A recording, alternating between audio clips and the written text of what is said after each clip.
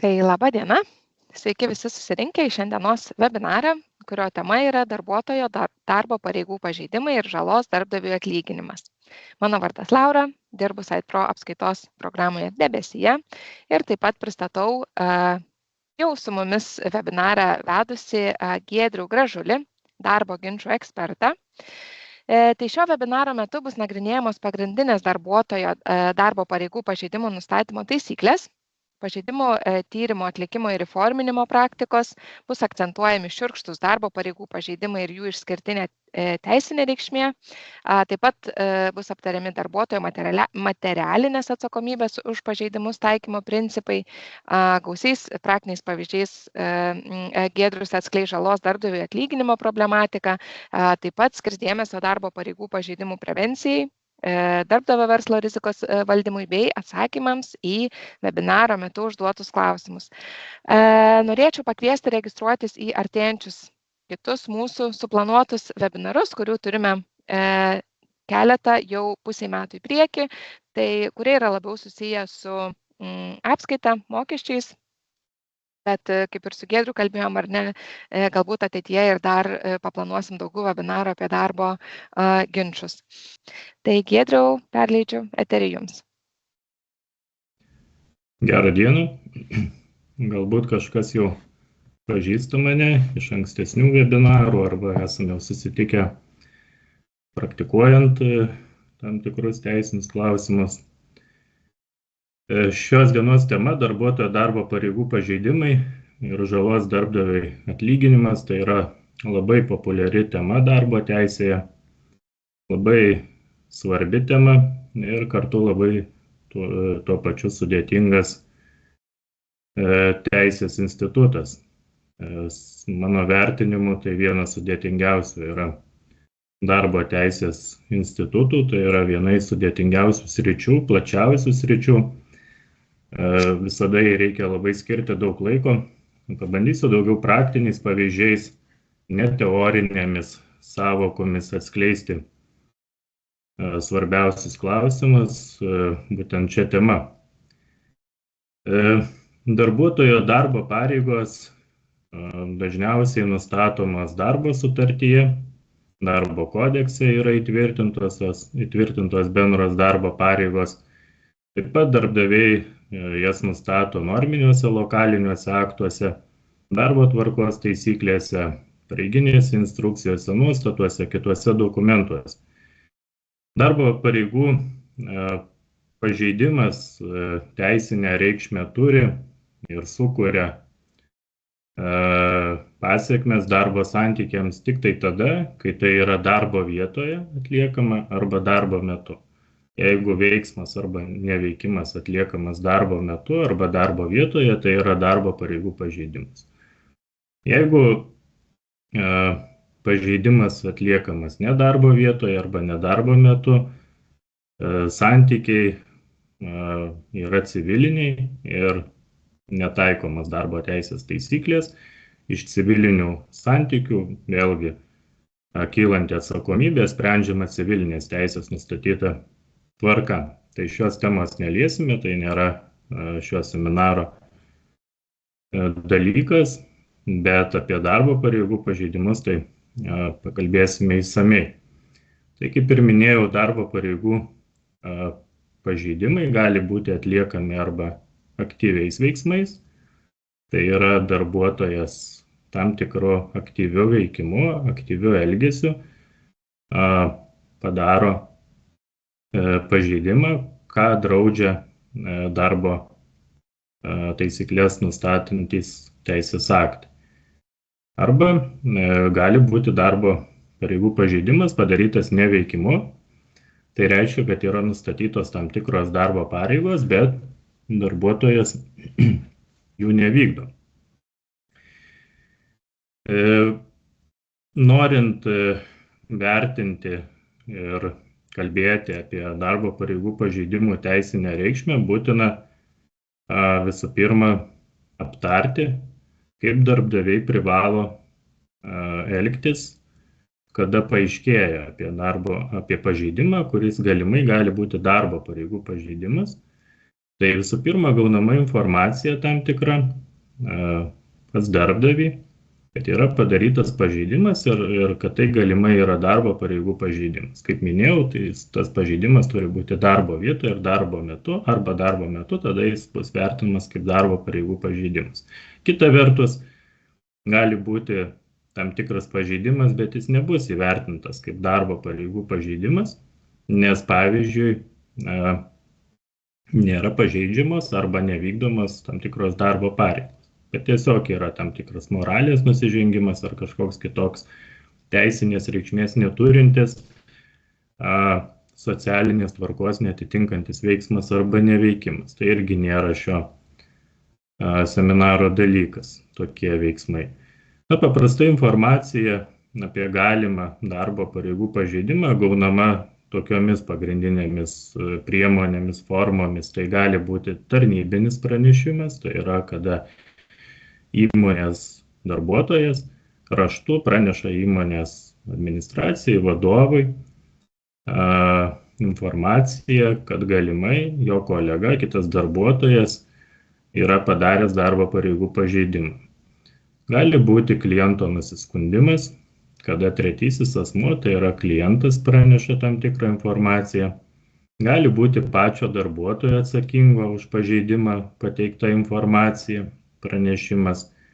Taip pat audito, patikrinimo ir panašių kitų tikrinimų rezultatas gali būti informacija, kuri gali būti vertinama kaip darbo pareigų pažeidimas. Ką darbdavys pirmiausia turi atlikti, tai turi įsitikinti, ar informacija apie šį pažeidimą leidžia teigti, kad šis pažeidimas yra darbo pareigų pažeidimas. Reiškia, darbdavys turi atlikti tyrimą.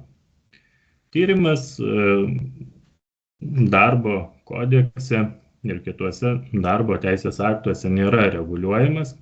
Tyrimas yra darbdavio diskrecija, tai yra darbdavio pasirinktų būdų atliekami aktyvūs veiksmai tam, kad įsitikinti, ar informacija apie pažeidimą leidžia teigti, kad padarytas darbo pareigų pažeidimas.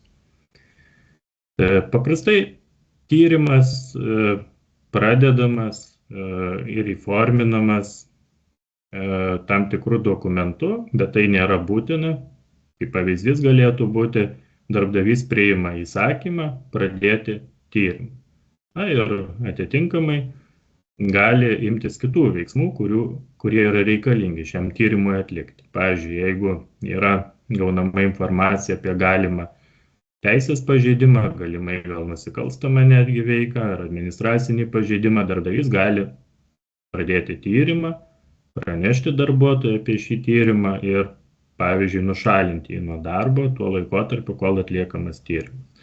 Tai visų pirma, pažeidimo tyrimo pradžia siejama su darbdavio aktyviais veiksmais. Kaip sakiau, tai gali būti arba įforminama dokumentu, arba neįforminama dokumentu, bet darbdavys atlieka tyrimą. Tai yra aktyvius veiksmus, aiškindamasis, ar tikrai informacija apie pažeidimą leidžia teigti, kad padarytas darbo pareigų pažeidimas. Pirmas veiksmas, ką visada rekomenduojame atlikti darbdaviam, tyriant pažeidimą, taip pat ir įstatymą leidėjas darbo kodekse įtvirtina pareigą, tai darbdavys privalo pareikalauti pasiaiškinti darbuotojui. Turi arba žodžiu, arba kita forma paprašyti darbuotojo, kad pasiaiškinimą pateiktų. Jeigu darbuotojas pasiaiškinimą pateikia, formalizuoti reikalavimo pasiaiškinti nėra būtina. Reikalavimas pasiaiškinti tokiu atveju gali būti ir žodinis, bet jeigu darbuotojas reikalaujamas pasiaiškinti pasiaiškinimą neteikia, reikalavimas pasiaiškinti turėtų būti rašytinis. Darbdavio reikalavimas pasiaiškinti yra vienas iš svarbiausių dokumentų. Kai kalbame apie darbo ginčus dėl žalos, jam turi būti skiriamas ypatingas dėmesys. Nors reikalavimą pasiaiškinti formos turinio, kaip ir daugelio dokumentų, kuriuos darbdavys turi įforminti, nereguliuoja nei darbo kodeksas, nei kiti teisės aktai. Iš teismų praktikos, iš darbo kodekso aiškinimo, kitų darbo kodekso nuostatų, jų sisteminio aiškinimo galima daryti išvadą, kad reikalavimas pasiaiškinti turi turėti bent tokius kelis esminius elementus. Visų pirma, turėtų būti aiškiai darbuotojui pristatomas, nurodomas įvykis, tam tikras reiškinys, įvykis, aplinkybės, dėl kurių yra reikalaujama pasiaiškinti. Tai šita dalis atlieka darbuotojo informavimo funkciją. Darbuotojas informuojamas, dėl ko jis turi pasiaiškinti. Antra, turi būti aiškiai įtvirtinamas reikalavimas kaip nurodymas, nes tai nėra prašymas, tai yra nurodymas darbdavio, kad būtų pasiaiškinimas pateiktas. Ir paprastai pasiūloma, kaip jį pateikti. Ar elektroniniu paštu, ar raštu išdėstant.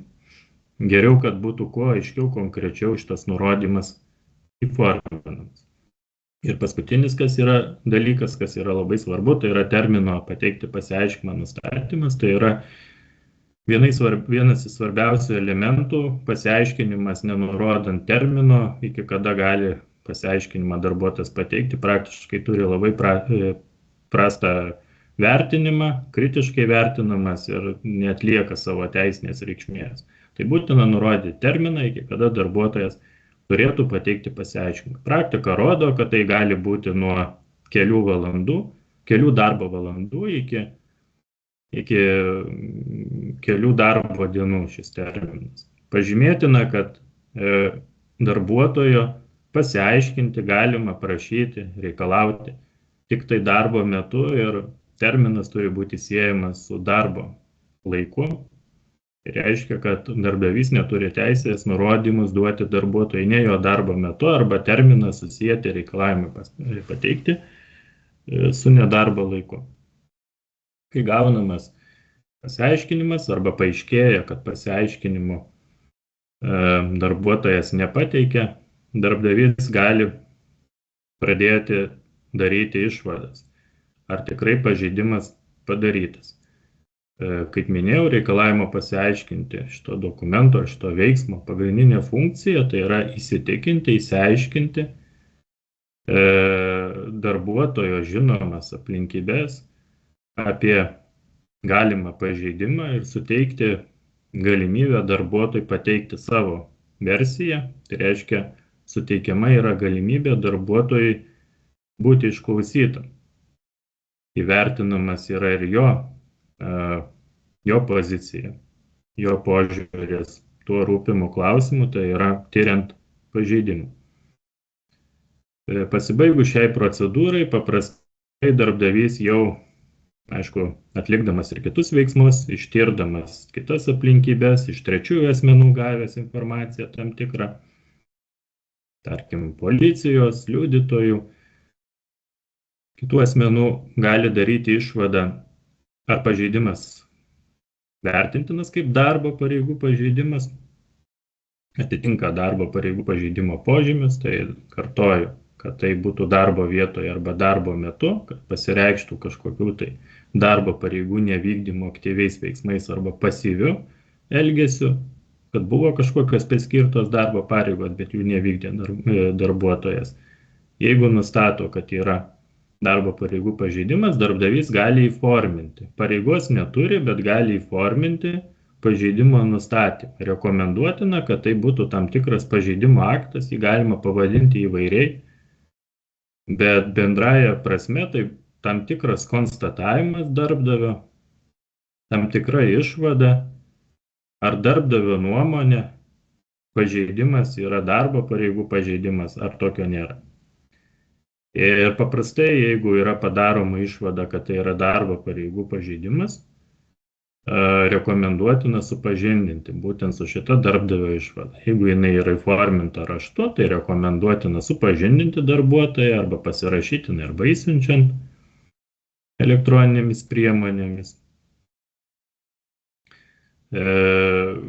Tokiu būdu darbdavys sudaro galimybę darbuotojui žinoti, kaip darbdavys įvertino, visą surinktą informaciją ir kaip vertina tą pažeidimą, tas aplinkybės, kurios yra iš pat pradžių numanomos, kad tai yra darbo pareigų pažeidimas.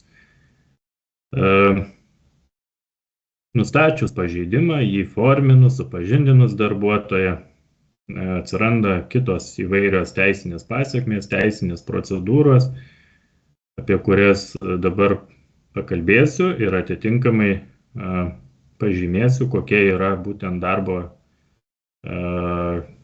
pareigų pažeidimo nustatymo teisinė reikšmė. Tai yra, ką nustačius pažeidimą darbdavys gali atlikti, ką turėtų galbūt atlikti kai kuriais atvejais ir kokios yra sąlygos tam tikrų veiksmų atlikimui. Su pirma, dar norėčiau pažymėti išskirtinę teisinę reikšmę tam tikros rūšies darbo pareigų pažeidimų, kurie darbo kodekse vadinami šiurkščiais darbo pareigų pažeidimais. Tai reiškia, kad įstatymų leidėjas įveda kategoriją, įveda sąvoką, kad tam tikri darbo pareigų pažeidimai gali būti vertinami kaip šiurkštus darbo pareigų pažeidimai. Šiurkščių darbo pareigų pažeidimų sąrašas darbo kodekse, konkrečiai 58 darbo kodekso straipsnėje, yra nebaigtinis. Tai lotyniškas terminas, labiau teisininkų vartojamas numerus non clausus. Tai yra nebaigtinis šiurkščių pažeidimų sąrašas.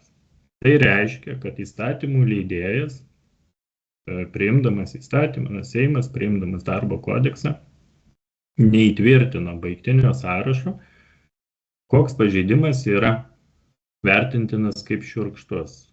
Yra nemažas sąrašas, kokie pažeidimai vertintini kaip šiurkštus įstatymų leidėjo nuomonė, pavyzdžiui, pravaikšta,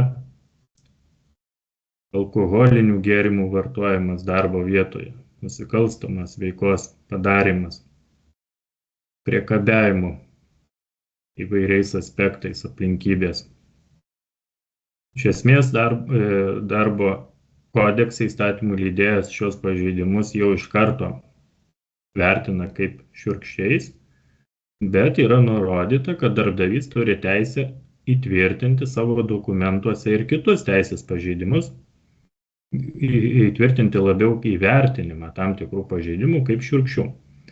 Šį vertinimą darbdavys gali įtvirtinti darbo sutartyje, gali įtvirtinti kituose norminiuose dokumentuose, būtina darbuotoją supažindinti ir gauti darbuotojo sutikimą, kad darbuotojas sutinka, kad tokie pažeidimai bus vertintini kaip šiurkštus, nors įstatymų leidėjas jų savaime šiurkščiais nelaiko.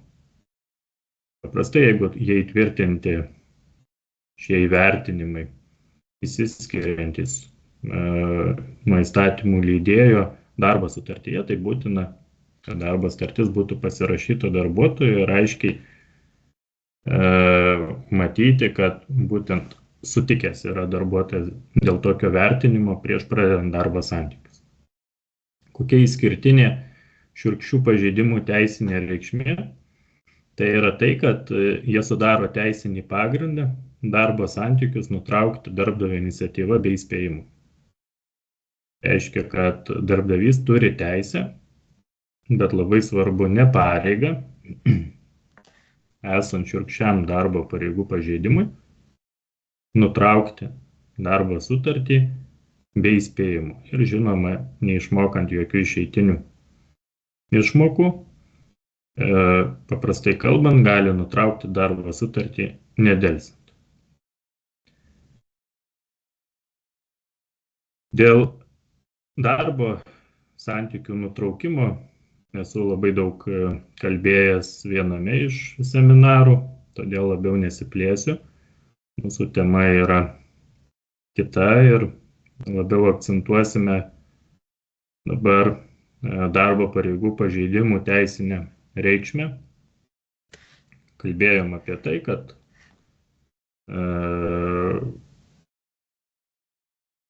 jau ištyrėme pažeidimą, teoriškai nustatėme pažeidimą ir dabar kokią teisinę reikšmę galim šiam pažeidimui priskirti. Tai visų pirma, tai lemia darbuotojo materialinės atsakomybės atsiradimą. Tai yra darbo pareigų pažeidimas, yra teisinis pagrindas ir viena iš materialinės atsakomybės sąlygų. Reiškia, jeigu padarytas darbo pareigų pažeidimas, yra prielaida, yra viena iš sąlygų, kad gali kilti darbuotojo materialinė atsakomybė, tai yra, kad darbuotojas, jeigu padaryta žala, turėtų pareigą atlyginti darbdaviui žalą. Tai pažeidimas gali būti konstatuotas tik tai tuo atveju, jeigu darbuotojas yra kaltas. Tai kada mes kalbėjom apie pažeidimo tyrimą, apie jo įforminimą, tai ką turėjo darbdavys nustatyti, vertindamas tas aplinkybės ir tuos faktus surinktus, tai ar yra darbuotojo kaltė, net jeigu tas darbo pareigų pažeidimas iš tikrųjų yra padarytas. Tai darbo kodeksas ir teismų praktika įtvirtina dvi kaltės formas. Kaltė paprastai suprantama kaip darbuotojo, moksliškai kalbant, psichinis santykis su tais veiksmais, ką jis atliko, paprastai kalbant, tai, ką darbuotojas suvokia dėl tų veiksmų, ką jis atliko. Tai kaltė gali pasireikšti arba tyčia, reiškia sąmoningai atliktas veiksmas, arba neatsargumu, tai reiškia nesąmoningai atliktas veiksmas, bet jis atliktas. Čia yra nesiplečiant dar svarbus dalykas, kad neatsargumas skirstomas į dvi rūšis darbo kodekse. Galima sistemiškai daryti išvadas į įprastą neatsargumą. Na, vadinkim taip, paprastą neatsargumą nevartoja kažkokios sąvokos specialios įstatymų leidėjas, todėl mes patys turim sugalvoti šitą sąvoką. Taip pavadintume įprastu, paprastu neatsargumu ir didelį neatsargumą. Šitą sąvoką jau vartoja įstatymų leidėjas, įstatyme yra terminas didelis neatsargumas. Tai, kai neatsargumas yra didelis, tokiu atveju vertintina, kad pažeidimas yra pavojingesnis. Darbuotojas, kuris padarė tą pažeidimą, nerūpestingesnis, neatsakingesnis. Tas darbuotojas, kuris padarė įprastą neatsargumą, vertintinas kaip pakankamai atsargus, bet ne tiek, kiek buvo reikalinga, kad atsakomybės nekiltų. Tai teisinė reikšmė paprasta neatsargumo rūšių atribojimo, esant dideliam neatsargumui žalos atlyginimas maksimalus, nesant tyčios. Šiuo atveju neatsargumas yra vertinamas, yra 6 vidutiniai darbo užmokesčiai, maksimali ribota atsakomybė. Gali būti atlyginama žala būtent tokia apimtyje, esant įprastam neatsargumui, iki 3 vidutinių darbo užmokesčių. Dar šiek tiek grįšime prie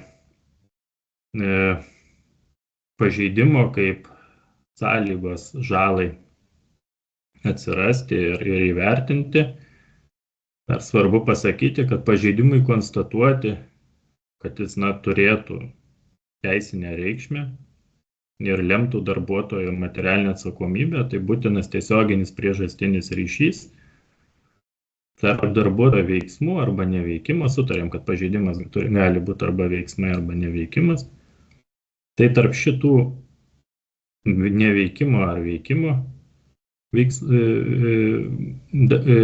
arba neveikimo ar veikimo ir tos žalos, kuri kilusi. Tai turi būti tiesioginis priežastinis ryšys. Ką reiškia, kad būtent to darbuotojo veiksmai arba neveikimas lėmė žalą, nebuvo jokių įsiterpusių aplinkybių, pašalinių ar asmenų, kurie tam tikrą prasme irgi turėjo įtakos, lėmė žalos padarymą ir ne vien darbuotojas yra atsakingas. Turi būti darbuotojas tiesiogiai atsakingas už savo veiksmų sukeltą žalą. Teisiškai tai vadinasi tiesioginis priežastinis ryšys. Įstatymų leidėjas kalba apie priežastinį ryšį kaip darbuotojo materialinės atsakomybės sąlygą, Teismų praktika įtvirtina, kad neužtenka vien priežastinio ryšio, kad turi tas ryšys dar būti ir tiesioginis. Kad nebūtų, paprastai kalbant, jokių pašalinių aplinkybių, kurios leistų teigti, kad ne vien darbuotojas pats vienas atsakingas už atsiradusią žalą, bet dar buvo kažkokios pašalinės aplinkybės. Tam tikros gamtos jėgos, trečių asmenų veiksmai. Kada kalbam apie pažeidimą kaip materialinės atsakomybės sąlygą, tai turime įvertinti, kad darbuotojas neatsako už atsitikimus, už atsitiktinius veiksmus.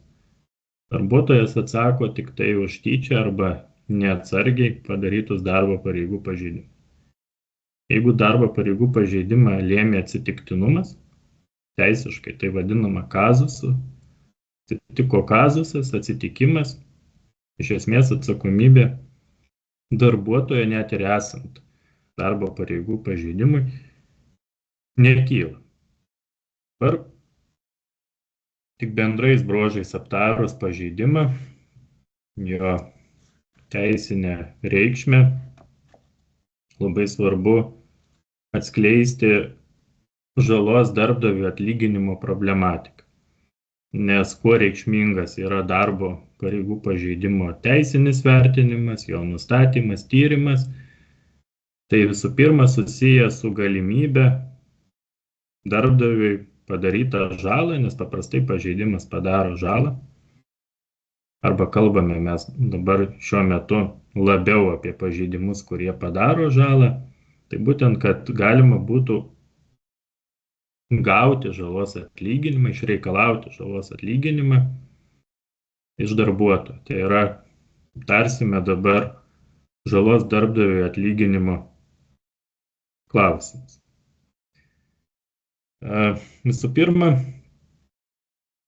pereisim šiek tiek prie praktinių pavyzdžių. Manau, tų teorinių pradžioje dalykų pakanka, tiek kiek pasakiau, suprasti tuos praktinius klausimus ir praktinę problematiką.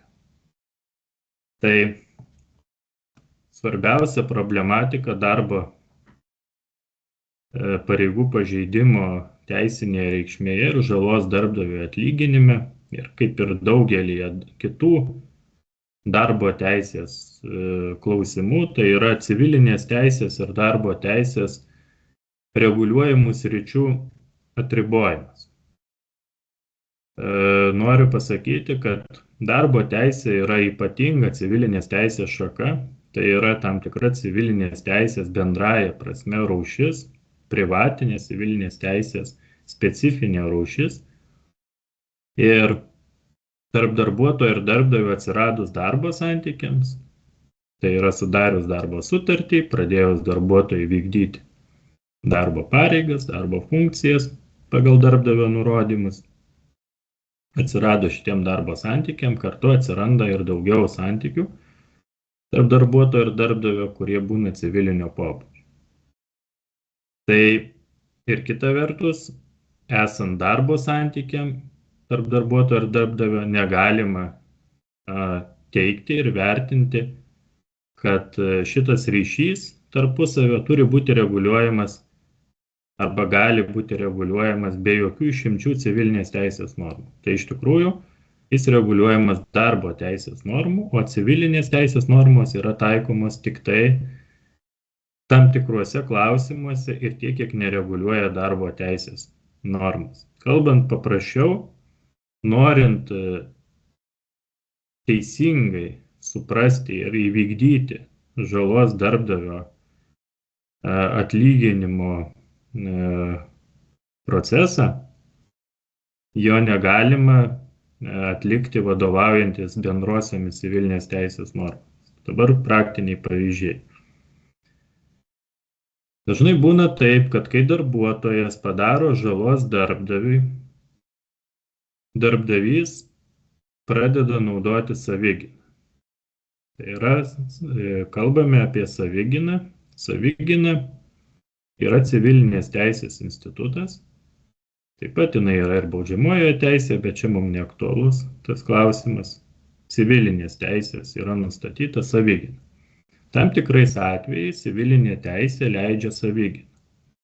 Tai reiškia, kad kreditorius, tas asmuo, kuris turi teisę reikalauti iš kito asmens tam tikro pareigų vykdymo, gali sulaikyti to asmens tam tikrą turtą, tam tikrus daiktus ir tokiu būdu apginti savo teisės. Paprastai kalbant, savigyna yra civilinių teisių gynimo būdas. Tai darbo teisių gynimo būdų savigyna būti negali. Darbdavys negali savo teisių reikalauti žalos atlyginimo, tikėti žalos atlyginimo. Negali ginti pats. Tai yra naudoti savigyną. Paprastai, tai kada darbuotojas padaro žalos darbdaviui, darbdavys taikydamas savigyną, tarkim, sulaiko darbo užmokesčių mokėjimą arba kitų su darbo santykiai susijusių išmokų, dienpinigių, atostoginių, kompensacijos už nepanaudotas atostogas, kitų išmokų, taiko sulaikymą. Tai yra draudžiama. Sulaikymas yra civiliniai santykiai. Šiuo atveju darbdavys, jeigu atlieka savigyną, reiškia, jis neatskiria civilinės ir darbo teisės ir darbo santykius bando reguliuoti tiesiogiai civilinės teisės nuostatų.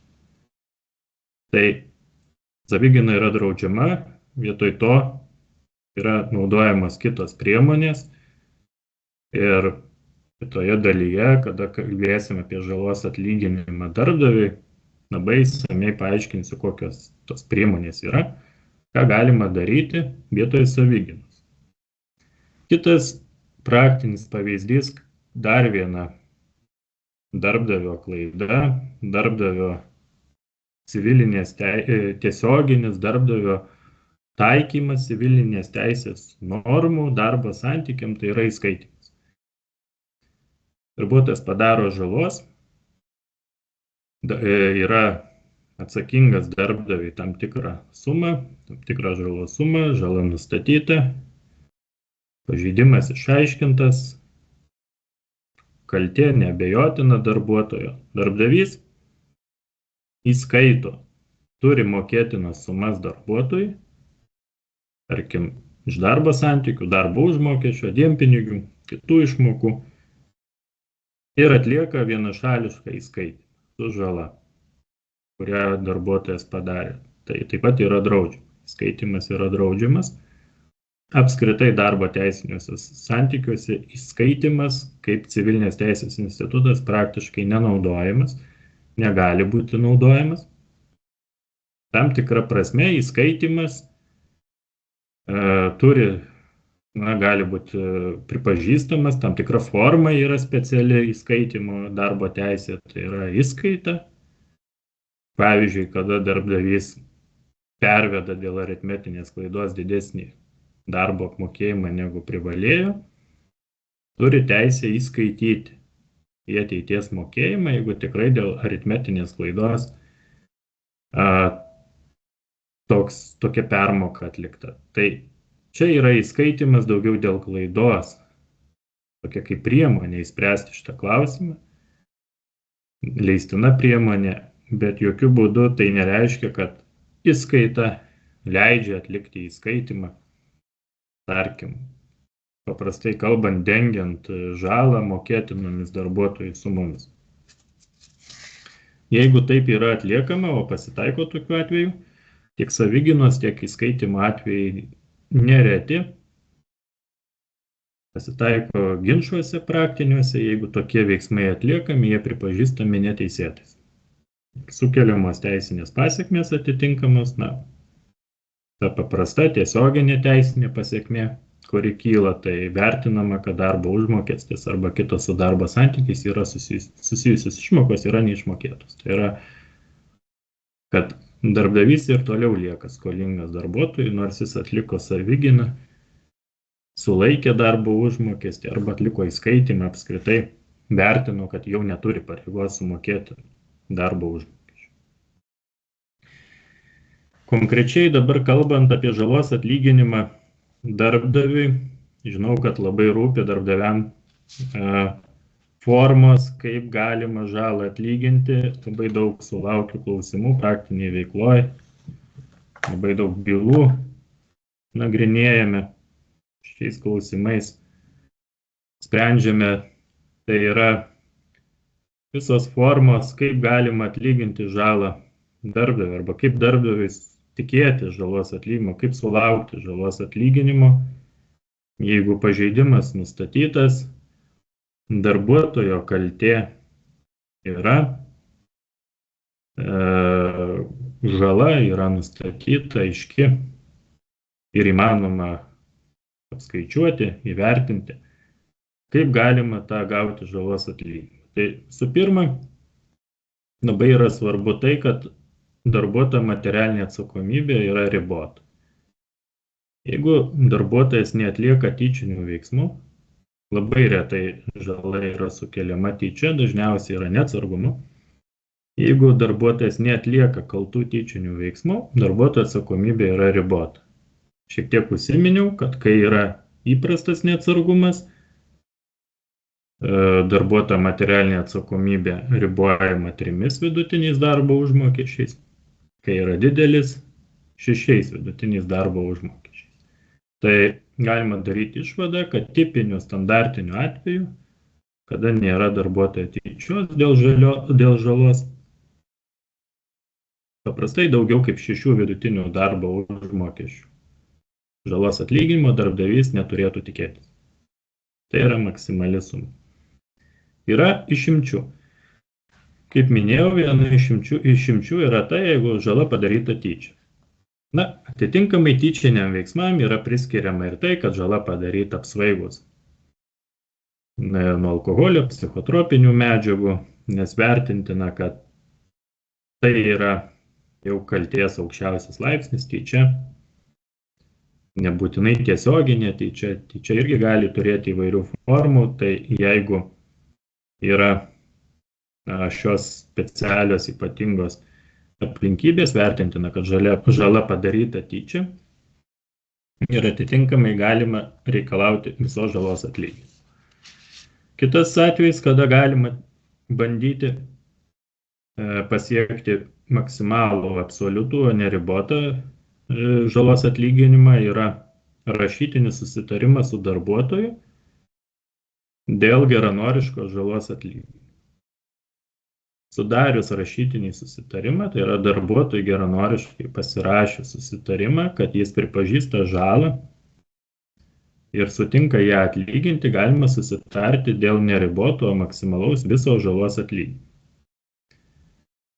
Rašytinis susitarimas su darbuotoju yra dažnas dokumentas, dažnai pasitaikantis praktikoje, darbdaviai labai dažnai daro klaidų įformindami šį susitarimą. Tai akcentuosiu pagrindinius elementus, kas turėtų tokiam susitarime būti. Tai visų pirma, turi būti į susitarimo aiški valia. Jeigu susitarimas nerodo aiškios darbuotojo valios, tai yra, kad darbuotojas supranta, ką jis susitarė, aiškiai, tai toks susitarimas yra netinkamas. Tai, kad valia atsispindėtų tinkama darbuotojo, turi būti tam tikra informacija. Tai yra trumpai aprašyta aplinkybės, iš kurios atsirado žala. Iš kurių atsirado žala. Tai tų aplinkybių turėtų būti priskirtas tam tikras žalos dydis. Tai yra nustatytas aiškus žalos dydis, dėl kurio susitarėme. Dėl kurio atlyginimo susitarėme.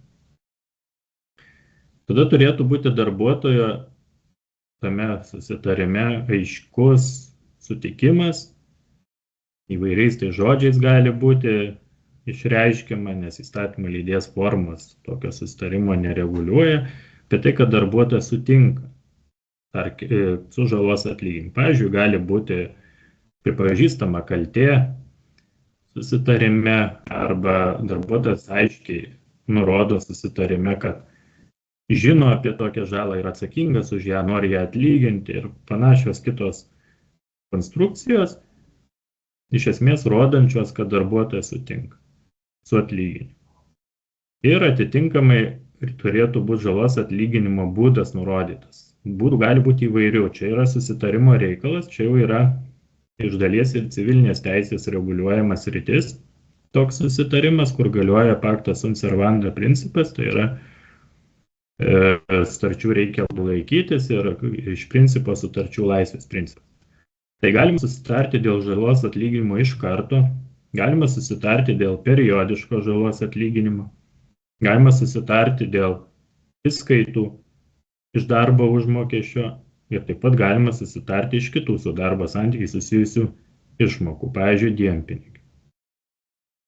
Susitarimas apima visas darbuotojo atlygio rūšis, formas ir gali būti susitariama dėl skirtingų laikotarpių, per kurį šis atlyginimas yra atliekamas. Tik labai svarbu, kad žalos atlyginimo susitarimas iš dalies yra apribotas darbo santykių. Reiškia, kad bet kokios abejonės dėl to susitarimo turi būti aiškinamas darbuotojo naudai. Todėl susitarimas, kuris teikiamas darbuotojai pasirašyti, turi būti labai aiškus ir iš esmės, kodėl jis turi civilinę reikšmę, tai kad jis galioja šis susitarimas ir pasibaigus darbo santykių. Tuo susitarimas šis skiriasi ir yra pranašesnis už antrą formą, už antrą būdą, kaip galima atlyginti žalos atlyginimą, kurią padarė darbdaviui darbuotojas. Tai antra forma yra šiek tiek ribotesnė, tai yra įskaitos iš darbo užmokesčio. Įskaitos iš darbo užmokesčio yra nesusitarimo pagrindu reguliuojamas ir vykdomas, jas nustato įstatymas. Įstatymas nustato darbdavio galimybę neginčo tvarka periodiškai tam tikromis civilinio proceso kodekse nustatytomis proporcijomis, kaip pagal antstolių vykdomuosius raštus tą pačią tvarką, neginčo tvarka įskaityti iš darbo užmokesčio darbuotojo gautinas sumas kaip žalos atlyginimą, bet negali viršyti bendra suma vieno vidutinio darbo užmokesčio. Tai visų pirma, įskaitos iš darbo užmokesčio turi ribotumo bruožus. Visų pirma, yra apribota vienu vidutiniu darbo užmokesčiu. Jeigu įskaičius iš darbo užmokesčio žalą, visa žala nepadengiama, negali būti tęsiamas išskaitų vykdymas ir vėliau aptarsime formas, kaip dėl likusios žalos galima atlyginimo, kaip galima kreiptis ir ką reikia atlikti. Kitas dalykas yra tas, kad išskaitos iš darbo užmokesčio atliekamos neginčo tvarka, reiškia be darbuotojo sutikimo. Todėl gali būti atliekamos tik tai iš darbo užmokesčio, kompensacijos už nepanaudotas atostogas, atostoginių, bet jokių būdų negali būti atliekamos įskaitos iš dienpinigių. Dienpinigiai kai kuriuose verslo sektoriuose sudaro didžiąją dalį darbuotojo atlygio. Tokiu atveju, jeigu kalbame apie tokius sektorius, transporto sektorius, darbas užsienyje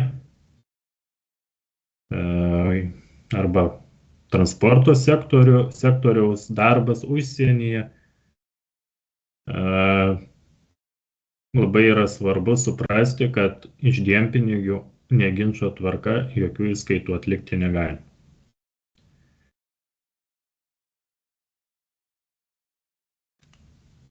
Dėl formos įskaitos. Įskaita paprastai atliekama tik tai tuo atveju, jeigu nėra galimybė sudaryti rašytinio susitarimo su darbuotoju. Prioritetas yra teikiamas rašytiniam susitarimui su darbuotoju, tai yra paprasčiausia forma įspręsti žalos atlyginimo klausimą. Jeigu darbuotojas geranoriškai nesutinka žalos atlyginti, Tokiu atveju reikia nuspręsti, priimti sprendimą atlikti įskaitą iš darbo užmokesčio ir kitų su darbo santykiais susijusių išmokų, bet išskyrus dienpinigius. Paprastai įskaita pradedama atlikti arba duodamas nurodymas dėl įskaitos atlikimo darbdavio vadovo įsakymu, sprendimu. Jame turi būti aiškiai nurodytas žalos dydis, dėl kurio yra duodamas nurodymas atlikti įskaitas. Turi būti nurodymas įmonės buhalterijai šią įskaitą atlikti ir atitinkamai su tuo įsakymu turi būti supažindintas darbuotojas.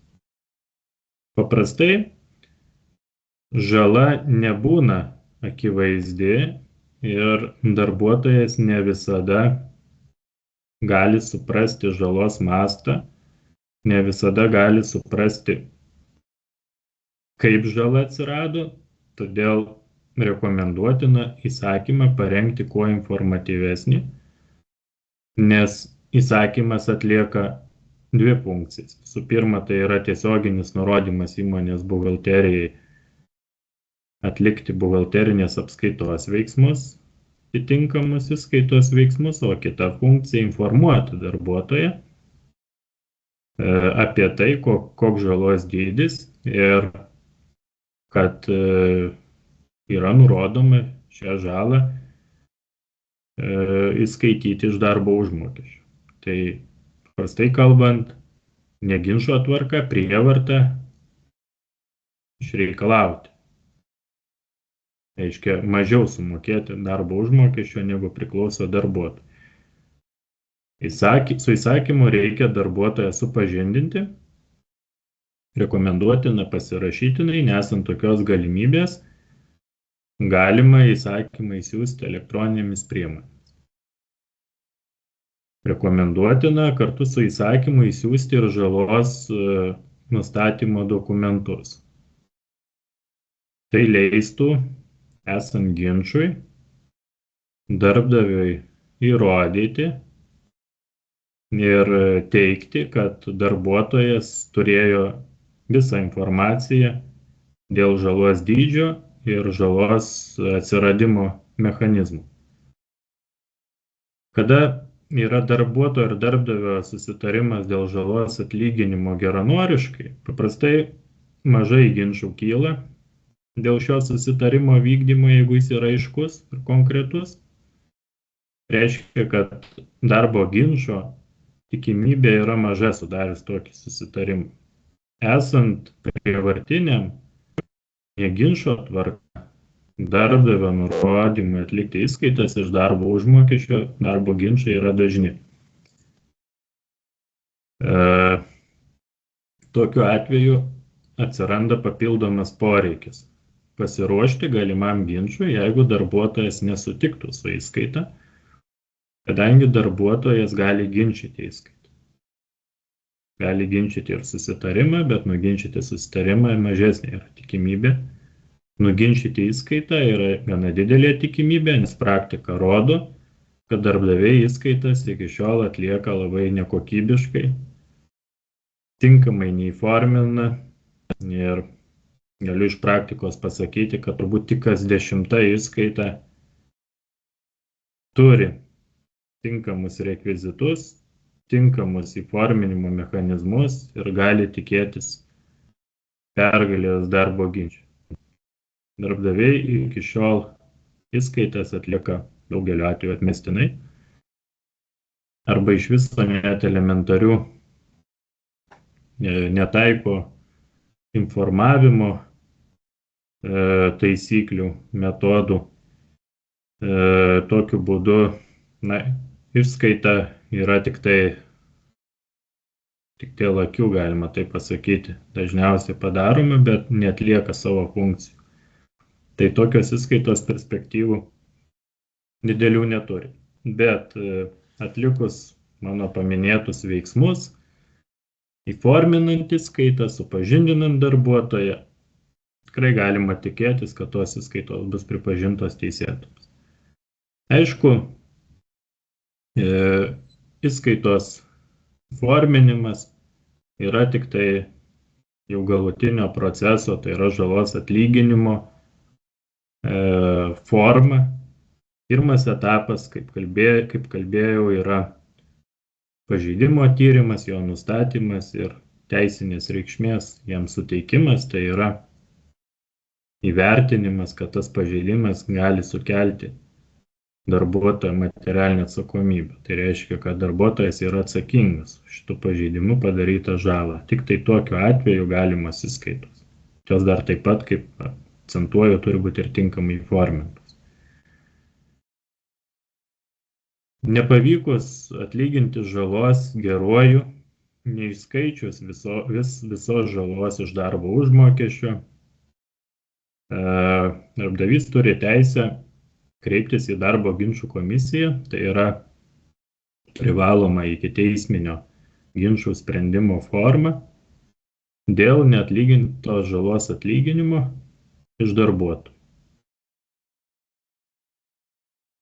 Jeigu darbo ginčų komisija neatlygina žalos, tai yra priima nepalankų darbdaviui sprendimą, yra galimybė pareikšti ieškinį teisme dėl žalos atlyginimo.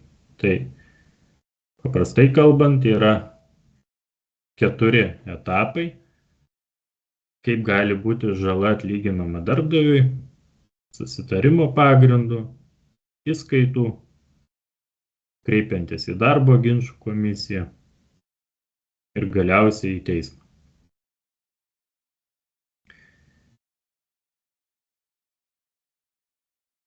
Taip, svarbus klausimas ir įvertintinas, kad darbuotojo materialinė atsakomybė yra ribota.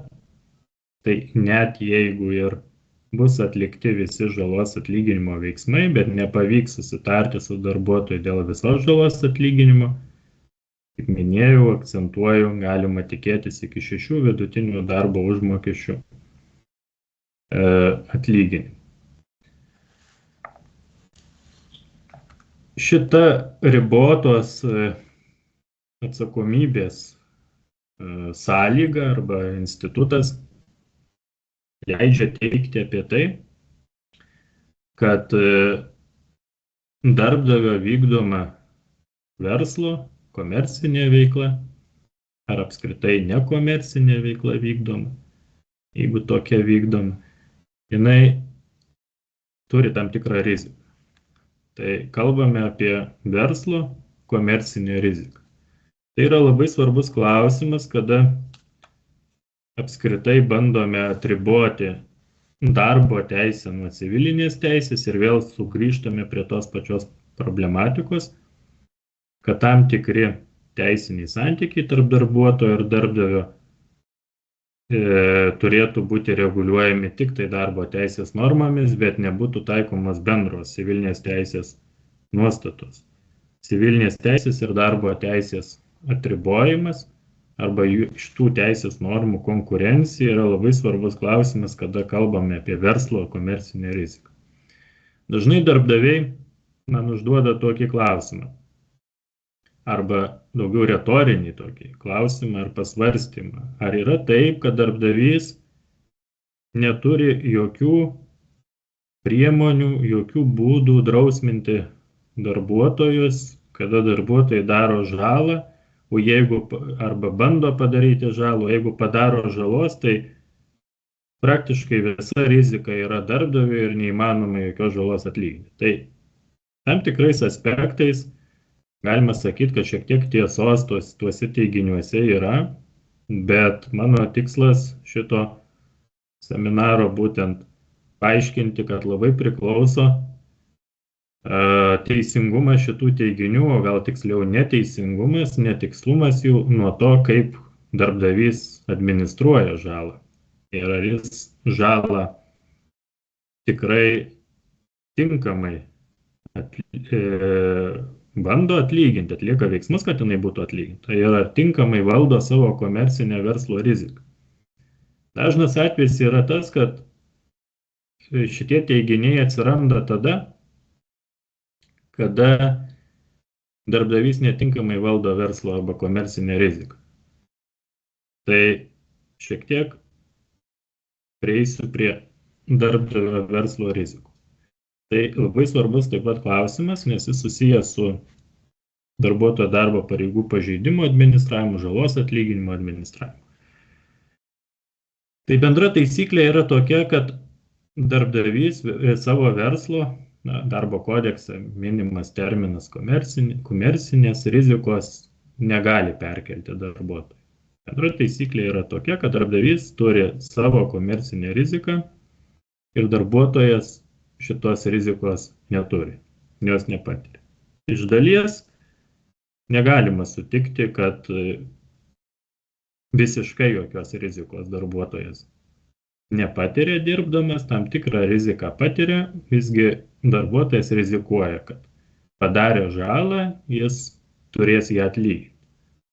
Bet kitokios yra šitos žalos atlyginimo taisyklės, negu jeigu darbdavys padaro žalą kitam civiliniam asmeniui, kitai įmoniai, pavyzdžiui. Tai va tikslas yra paaiškinti skirtumus. Tai ir bus civilinės ir darbo teisės atribojimas. Kada darbdavys padaro žalos kitai įmoniai, tarkim, darbdavys yra įmonė A, kuri, paprastai kalbant, veža krovinius įmonės B užsakymų pagrindu, tai reiškia, turi civilinius santykius su įmonė B, įmonė B yra klientas, įmonė A veža krovinius, yra vežėjas ir prisijima savo verslo riziką, savo veiksmų riziką ir už visą žalą yra pilnai atsakinga kita įmonė. Tai šita įmonė, kaip vežėjas, savo riziką valdo įvairiomis priemonėmis. Visų pirma yra draudimas, jeigu veža, tai yra SMR draudimas, krovinio draudimas, jeigu kalbam apie transporto priemonės, kasko draudimas, atsakomybės draudimas, iš esmės dar kiti draudimai, yra daug draudimo santykių, kurie padeda riziką mažinti. Tai atitinkamai mažindami riziką mažiau rizikuoja patys darbdaviai savo klientų atžvilgiu, tačiau jie turi tarpusavio susitarimus įvairius su klientais, kaip jų atsakomybė gali būti valdoma ir kaip jinai pasireiškia. Netinkamai pristatytas krovinys, nepristatytas krovinys, numatytos baudos, numatytos sankcijos tam tikros, neišvežtas krovinys, negautos tam tikros pajamos ir tai dažniausiai tam tikrais civiliniais susitarimais yra reguliuojama tarp darbdavio, šiuo atveju įmonės, vežėjo ir jo klientų. Jeigu savo pareigų vežėjas neatlieka tinkamai savo kliento atžvilgiu dėl darbuotojo kaltės, tai bendra taisyklė yra tokia, kad negalima darbuotojai perkelti tos komercinės verslo rizikos, tų susitarimų su savo klientais darbdaviui ir baudų įvairių negautų pajamų tiesiogiai negalima perkelti darbuotojui. Bendra taisyklė tokia, kadangi darbuotojas tuose civiliniuose santykiuose su tarp vežėjo, tai yra savo darbdavio ir jo kliento jis nedalyvauja.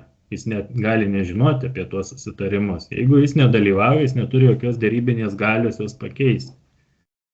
Jis negali sutikti arba nesutikti dėl tokių susitarimų. Tai bendra taisyklė yra tokia, kad tos komercinės rizikos plačiosios darbdavys negali perkelti darbuotojų. Kad darbuotojo rizika pasireiškia tik tai jo darbo pareigų vykdymu ir tiesiogiai darbdaviai padaryta žala. Prastai kalbant, darbuotojas negali arba neturi pareigos atlyginti tų išlaidų arba tos žalos, dėl kurios jis nėra atsakingas tiesiogiai. Čia tokiu atveju kalbame ir apie tiesioginį priežastinį ryšį, ne tik apie civilinių ir darbo santykių atribojimą ir atitinkamai darbuotojo atsakomybės apribojimą. Paprastai kalbant, darbuotojas yra atsakingas savo darbdaviui tik tai, o ne darbdavio tretiesiem asmenim ir darbdavys gali žalą kildinti tik iš tarpusavio susitarimų su darbuotoju. Kaip minėjome, darbuotojo darbo pareigos yra nustatomos darbuotojo ir darbdavio susitarimuose, tai yra darbo sutartyse, norminiuose lokaliniuose aktuose nustatytuose darbdavio, bet darbuotojo priimtuose savo parašų patvirtinant jas, arba darbo kodekse. Atitinkamai tik tai tokių darbo pareigų, būtent iš tokių šaltinių atsiradusių pažeidimas turi teisinę reikšmę, kada vertiname apie ir kalbame apie žalos atlyginimą. Reiškia, kad darbuotojas gali atlyginti tik tai materialinio pobūdžio darbo santykiuose atsiradusią žalą, bet ne visuose galimuose savo darbdavio civiliniuose santykiuose atsirasančias žalas.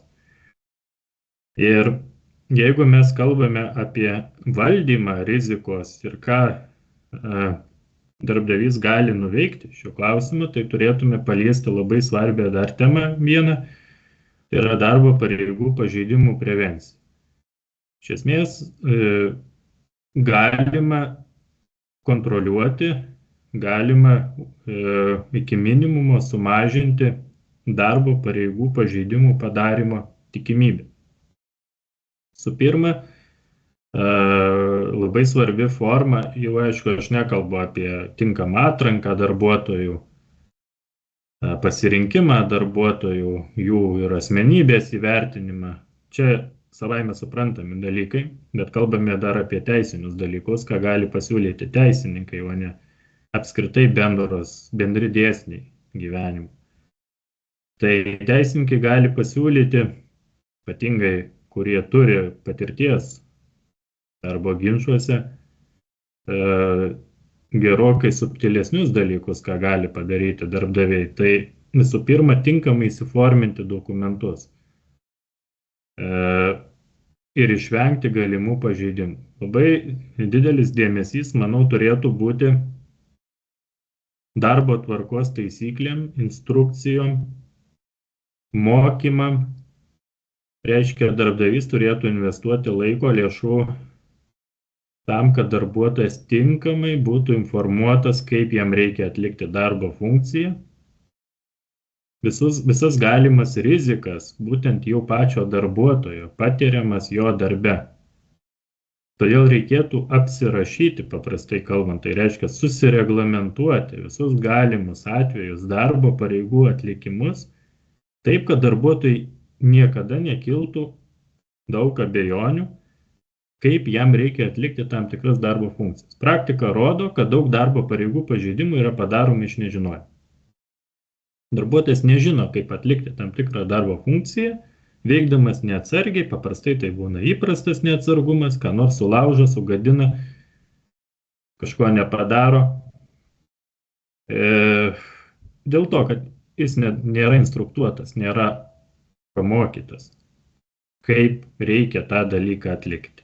Jeigu darbuotojas tai padaro, būdamas instruktuotas, susipažinę su taisyklėmis, atitinkamai lengviau tokiu atveju darbdaviui įrodinėti ir darbuotojo kaltę ir tada siekti didesnio žalos atlyginimo masto yra lengviau. Nes tokiu atveju tai rodytų didelį neatsargumą darbuotojo. Jeigu darbuotojas turėdamas taisyklės, instrukcijas, mokymus, kaip reikia atlikti tam tikras darbo funkcijas, vis tiek jas atlieka netinkamai. Tokiu atveju tai reikštų jo didelį neatsargumą ir didesnės galimybės žalą atgauti. Tai ypatingas dėmesys, mano vertinimu, turėtų būti sudarimai sąlygų darbuotojai žinoti, kokios jo yra darbo pareigos. Kitas dalykas, kas padeda prevencijai, tai tinkamas kontroliavimas, tinkami darbdavio nurodymai. Praktika rodo, kad daug žalos darbdaviui yra padaroma nesant tinkamos kontrolės darbo santykiuose ir neduodant tinkamų ir savalaikių nurodymų darbuotojams. Tokia situacija neleidžia pasiekti maksimalaus paprastai žalos atlyginimo, o kartais net ir apskritai neleidžia žalos atlyginimą gauti, jeigu kyla ginčas, nes darbo ginčų komisija arba teismas gali pripažinti, kad pats darbdavys yra atsakingas dėl to, kad tas darbo pareigų pažeidimas buvo atliktas. Čia yra labai specifinis dalykas, mes dabar pradėjom kalbėti apie pažeidimus, už kuriuos atsakingas ne vien darbuotojas. Ir nors atrodo paradoksaliai šita situacija, bet jinai yra dažna.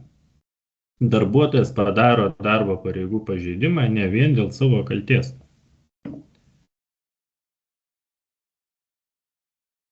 Tokia situacija yra reali. Ir galiu paaiškinti netgi praktiniais pavyzdžiais. Dažnai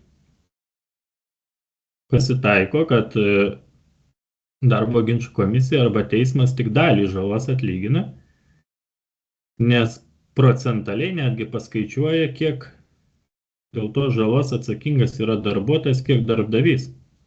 Nereta situacija, kad pasitaiko, kad atlyginama po 50% žalos, nes pripažįstama, kad pusė kaltės tenka darbdaviui. Arba tie procentai netgi gali būti ir kitokie. 10% gali būti atlyginama žalos.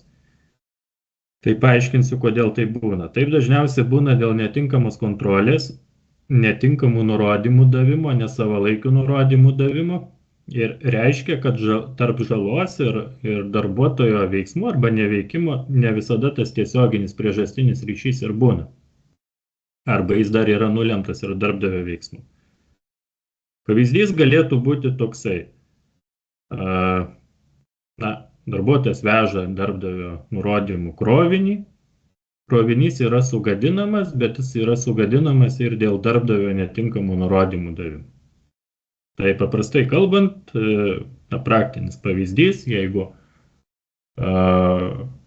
vilkiku puspriekabę vežamas krovinys, važiuoja darbuotojas po tiltu, tiltas yra žemesnis negu jo sąstato aukštis ir krovinys kliudomas, puspriekabė užkabina tiltą, iš esmės įvyksta apgadinimas ir nustatomos tokios aplinkybės. Darbdavys nurodė tokį maršrutą darbuotojui vykti. Darbdavys neaprūpino darbuotojo liniuotę, kad pasimatuotų aukštį krovinį. Darbuotojas iš savo pusės neįsitikino, ar pakankamas tilto aukštis. Nesivadovavo ženklais, pats nepabandė turimomis priemonėmis pasimatuoti savo aukštį. Abudu kalti. Tai tokioje situacijoje, pavyzdžiui, galima tokia praktinė baigtis, kad atlyginama būtų žala tam tikromis dalimis. Už dalį žalos būtų atsakingas darbdavys, už dalį darbuotojas ir iš esmės, paprastai kalbant, atlyginimo būtų tik dalis žalos. Tai daugiau yra pavyzdžių statybų sektoriuje. Darbuotojas dirba apdailos darbus, darbdavys nekontroliuoja darbo proceso, darbuotojas užbaigia darbą, darbas yra su broku, trūkumais ir darbdavys pareiškia, kad darbas atliktas visiškai netinkamai. Nors darbo eigoje jokių pretenzijų darbuotojui nebuvo. Tarkim, procesas tęsiasi 2 savaitės darbo, darbdavys ar tikrindamas, ar netikrindamas, čia netiek svarbu, neturėjo jokių priekaištų. Darbuotojai kontroliavo darbą tik tokiu būdu, suteikdamas darbą ir tikrindamas jo užbaigimą. Tai nepakankamai yra kontrolė. Turi būti kontroliuojamas daugiau mažiau visas darbo procesas, kad jeigu darbas yra atliekamas netinkamai, būtų stabdomas ir nebūtų didinama žala. Čia šiuo atveju vertinama, kad nebuvus tinkamos darbdavio kontrolės, pats darbdavys buvo atsakingas už jos padidėjimą. Ir tokiu atveju, manau, kad būtų galima siekti tik tai dalinio žalos atlyginimo. Dar vienas pavyzdys labai dažnas - buhalterių atsakomybė. Darbdaviai vertina, kad buhalteriai atsakingi už tam tikrus neatliktus buhalterinės apskaitos veiksmus, bet paaiškėjo, kad darbdavys kelis metus visiškai nekontroliavo buhalterių. Buhalteris be jokios kontrolės, be jokios priežiūros, kaip jis suprato, vykdė buhalterinę apskaitą ir iš esmės negali būti atsakingas už tuos galutinius veiksmus, jeigu nepakankamai darbdavys tą patį procesą kontroliavo. Tai čia tokiais tik tai labai bendrais bruožais pasakiau tokias gal 3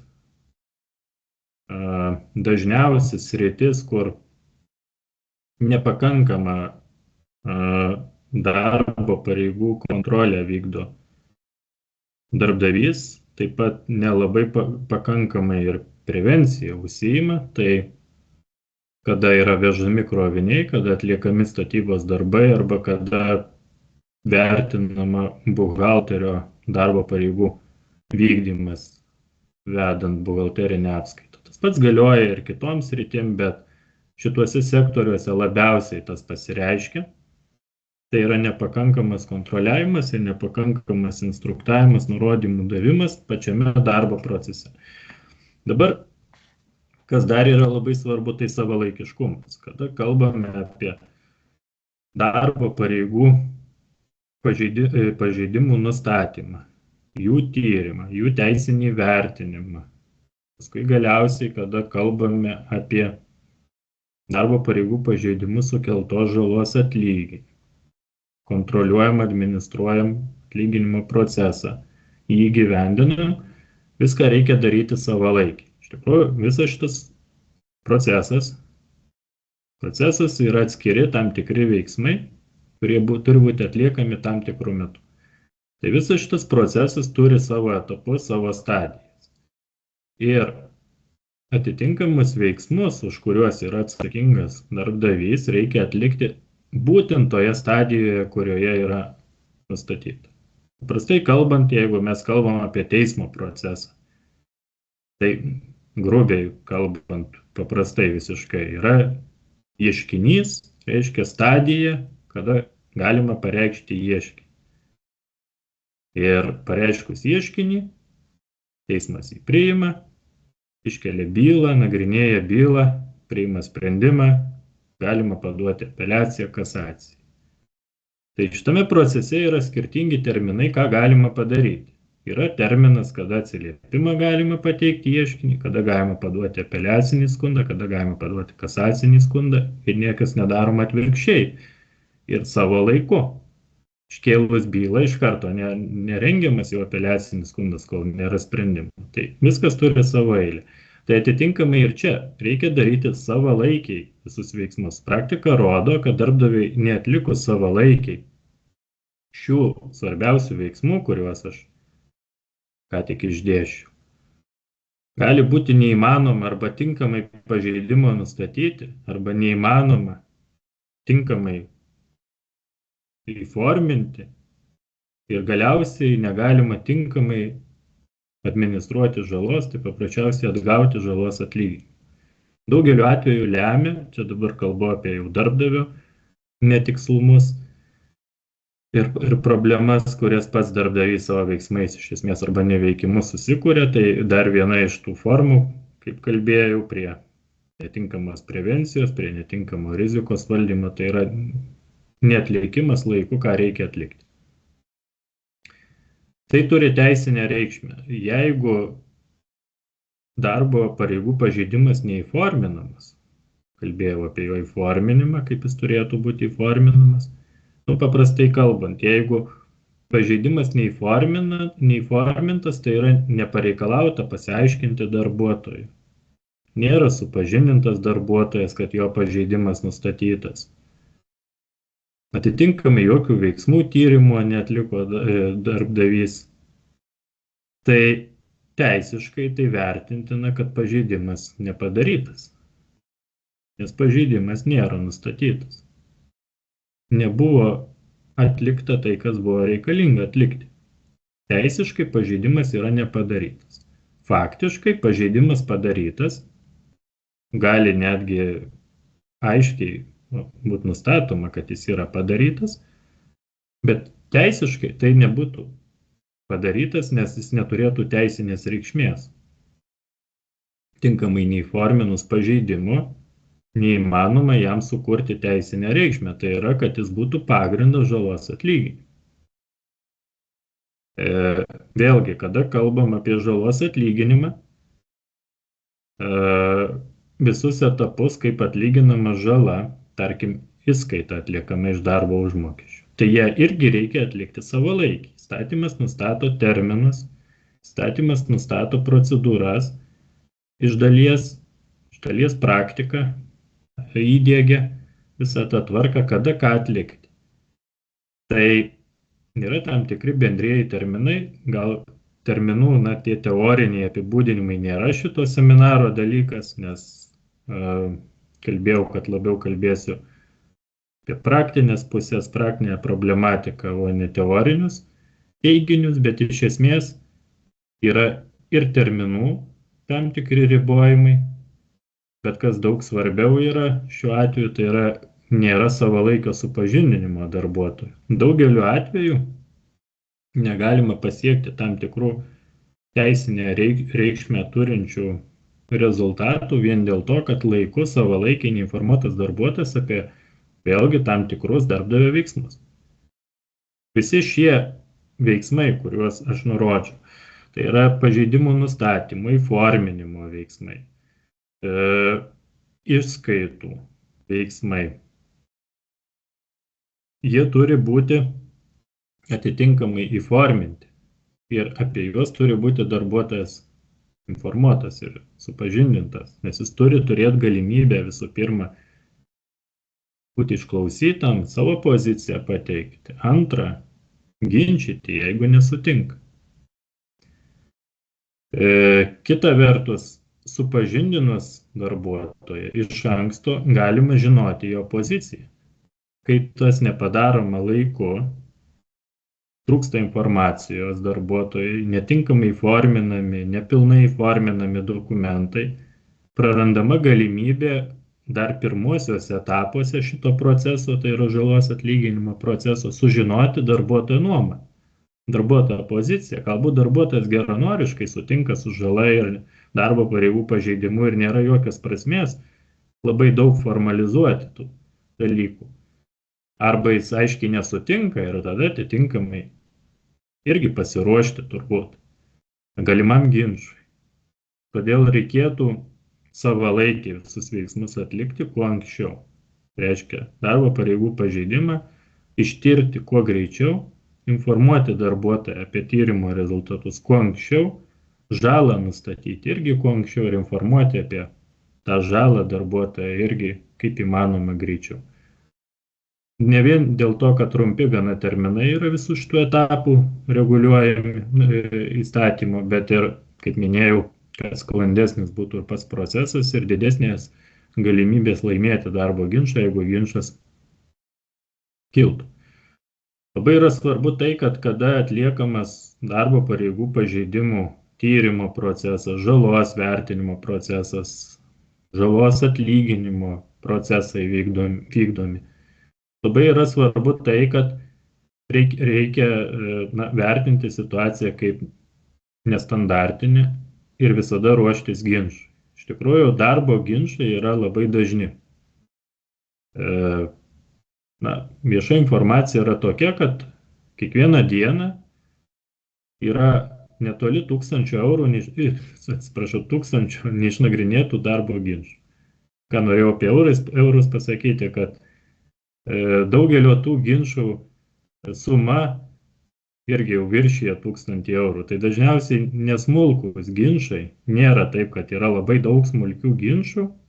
Iš tikrųjų yra ir gana ginčai nesmulkūs kaip darbo ginčiai, turint omeny, kad ribotos yra atsakomybės, kad ir darbo užmokesčiai turi tam tikras ribas, paprastai yra fiksuoti jie, tai ginčių yra apie 1000 kiekvieną dieną neišnagrinėtų ir dėl nemažų sumų.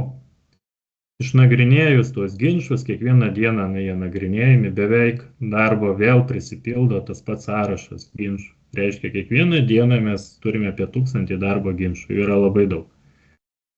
Tai atlikus tokius jau nestandartinius veiksmus, nes vertinama, kad žalos padarimo aplinkybės jau yra gana nestandartinės.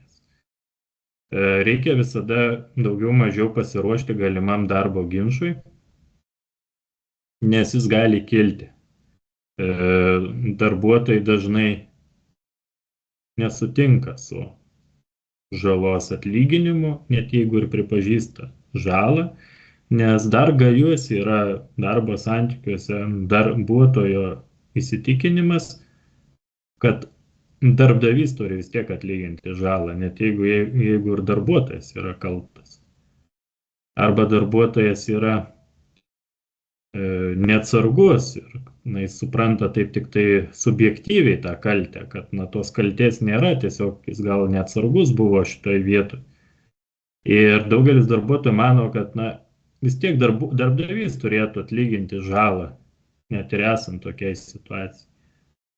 Ir tikrai nedidelė sąlyginai dalis darbuotojų kritiškai ir atsakingai vertina šiuos santykius. Galbūt tai yra kažkoks, ir mentaliteto kažkoks palikimas ir atsižvelgiant į darbuotojų kontingentą įvairiuose srityse, kad tai vis tiek yra skirtingi darbuotojai, ir iš skirtingų šalių, dar truputį užsiminsim apie tą užsienio aspektą, bet iš esmės gali būti toksai nusistatymas pas darbuotoją ir tik tai tinkamas įforminimas visų šitų procesų, savalaikis įforminimas, gali padėti teisiškai įspręsti šitą problemą, tai yra teisinėmis priemonėmis pasiekti žalos atlyginimą. Dabar yra daugiau dar žalos darbdaviui atlyginimo problematikos aspektų. Tikrai nespėsime jų visų paminėti, bet dar svarbiausius norėčiau pažymėti. Tai tokia situacija, kai darbuotojas yra užsienietis. Praktika rodo, kad vis daugiau darbo ginčų pradeda darbuotojai užsieniečiai. Ir praktika rodo, kad vis daugiau darbo ginčų pradeda užsieniečiai trečiųjų šalių piliečiai, taip vadinami ES piliečiai. Atitinkamai, užsienietis neturi nuolatinės gyvenamosios vietos Lietuvoje arba nuolatinė gyvenamoji vieta Lietuvoje yra tik tai fiktyvi. Daugeliu atveju jinai teisiškai nereiškia nuolatinės gyvenamosios vietos. Aišku, žinome, kad gavus leidimą laikinai gyventi yra deklaruojama gyvenamoji vieta Lietuvoje, bet praktika rodo, neslėpsime, ir darbo ginčų komisijos tą supranta ir teismai supranta, kad daugeliu atveju ta vieta būna tik tai formaliai nurodoma ir tuo pačiu adresu kartais būna keli šimtai darbuotojų ar keli tūkstančiai darbuotojų apgyvendinami popieriuje teoriškai. Tai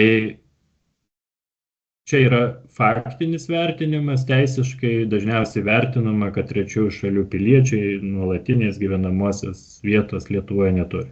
Prasta išvada, kurią galiu padaryti vertindamas kelių paskutinių metų darbo ginčų nagrinėjimo praktiką. Esu atstovavęs daugelį darbo ginčų, atstovavęs darbdavius, kada darbuotojas yra būtent atsakovas, iš kurio reikalaujama žala trečiosios šalies pilietis. Tai praktika yra tokia, kad nustačius darbo ginčų komisijai ar teismui, kad darbuotojas neturi nuolatinės gyvenamosios vietos Lietuvoje, netgi ginčai pripažįstami neteismingais nei darbo ginčų komisijom, nei Lietuvos Respublikos teismam ir nukreipiama kreiptis į būtent to asmens nuolatinės gyvenamosios vietos, tai jo kilmės vietos, paprastai teisėsaugos institucijas. Čia yra skirtinga praktika. Praktika yra kelis kartus keista, net aukščiausio teismo praktika yra suformuluota dvejopai pastaruoju metu, todėl negalima daryti tokios išvados, kad visais atvejais negalima žalos atlyginti, kreipiantis į darbo ginčų komisiją iš užsieniečių, bet galiu pasakyti, kad ne visais atvejais tą galima padaryti. Pagrindiniai, aišku, dalykai yra tokie, kas susiję, tai kad sunku nurodyti, kad šitie darbuotojai gyvena nuolat Lietuvoje, nes dažniausiai fiktyvų adresą turi. Antra, pagal įstatymą reikalingas susitarimas kilus darbo ginčui, kad bus darbo ginčas nagrinėjimas būtent Lietuvos Respublikoje. Tai bent jau savo praktikoje galiu teikti, kad pasitaiko atveju, kai užsieniečiai duoda sutikimus nagrinėjimo metu. Nagrinėjom ginčą, užsieniečio darbo ginčų komisija paklausė, ar jis sutinka, kad jo žalos, atlyginimo klausimas būtų sprendžiamas Lietuvos Respublikos darbo ginčų komisijoje, darbuotojas sutinka ir ginčas nagrinėjimas. Arba tokia būna praktika, kad visgi pripažįsta, kad nuolatinė gyvenamoji vieta Lietuvoje, net jeigu jinai formaliai yra. Bet vienos komisijos, vieni teismai pripažįsta, kiti ne. Čia jau iš esmės teisiniai fakto klausimai. Bet tai yra susijęs su problematika. Gali su tokia problematika, kai darbuotojas yra užsienietis. Tai reiškia, kad jeigu jums žalą padarė užsienietis, trečiosios šalies pilietis, gali būti problemų dėl teismingumo ir žalos reikalavimo pareiškimu darbo ginčų komisijai arba teismui, tai yra ieškinio padavimui, bylos iškėlimui Lietuvos Respublikoje, jau net nekalbant apie tai, kad gali būti sunku išsireikalauti žalą, net ir turint sprendimą iš užsieniečio. Tai užsienietis darbuotojas yra papildoma verslo rizika, papildoma komercinė rizika darbdaviam. Ir jinai tik tai auga, nes, kaip minėjau, darbo ginčų su užsieniečio elementu skaičius irgi auga. Kita dar yra tokia irgi svarbi aplinkybė, kas kelia problemas atlyginant žalą, darbdaviam išsireikalaujant žalos atlyginimą iš atsakingų kaltų darbuotojų. Tai yra, kad prievarta, tai yra neginčo tvarka įskaityti žalą iš darbo užmokesčio galima tik tai iki tol, kol tęsiasi darbo santykiai. Reiškia, kai nutrūksta darbo santykiai, darbdavys neturi galimybės atlikti įskaitų. Paprastai, kada yra padaroma žala, darbdaviui darbuotojas nesutinka su tuo, kad jis atsakingas, arba nesutinka su žala, su savo kalte, su jos dydžiu, dar būna nesutinka. Darbuotojas dažnai nutraukia darbo santykius. Praktika rodo, kad tai yra dažnas atvejis. Ir tokiu būdu galimybės apginti darbdaviui savo teises atlyginti žalą sumažėja. Tada dėl neįskaitytos žalos, dėl neatlygintos žalos galima kreiptis tik tai į darbo ginčų komisiją dėl žalos atlyginimo. Ir čia yra labai svarbu, kad po darbo santykių pasibaigimo paprastai turėtų praeiti nedaugiau kaip 3 mėnesiai ir kreiptis į darbo ginčų komisiją. Nors pagal praktiką terminas siejamas su žalos paaiškėjimo momentu, bet dažniausiai vertinama, kad žala turėtų paaiškėti ir būti patirta tada, kai darbuotojas dirba. Aišku, pasitaiko tokių atvejų, kad, tarkim, baudos už darbuotojų padarytus kelių eismo taisyklių pažeidimus paaiškėja jau nutraukus darbo santykius, Dar yra kitų išimtinių tokių aplinkybių, bet dažniausiai reikia sieti žalos paaiškėjimą ir jos patyrimo momentą, atsiradimo momentą būtent su darbo santykiais. Tada ir lengviau yra ir ištirti žalą, kada yra darbo santykiai, lengviau įsiaiškinti darbuotojo poziciją dėl šitų santykių, dėl šitos žalos, kadangi esant darbo santykiam, darbuotojas yra pavaldus darbdaviui. Reiškia, darbdavys turi teisę darbuotojui duoti nurodymus.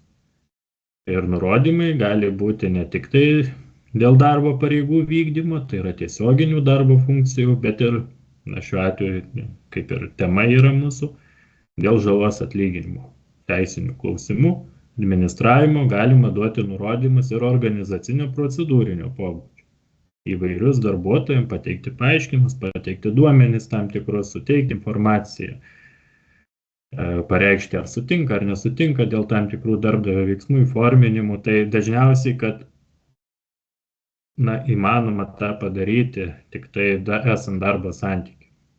Todėl problematika čia pasireiškia tuo, kad geriausia darbo pažeidimą ištirti, darbo pažeidimą galutinai nustatyti ir jam teisinę reikšmę suteikti, tai yra įsiaiškinti, ar padaryta žala ir reikalauti jos atlyginimo ir vesti, administruoti tą žalos atlyginimo procesą tuo metu, kol dar yra darbo santykiai. Tiesiog vėlgi grįžtum prie tos pačios pareigos, prie tos pačios situacijos, kad darbdavys turi atlikti viską savalaikiai. Tai darbo santykių nutraukimas atitinkamai sukuria tam tikrų teisinių pasiekmių ir žalos administravimo klausimą.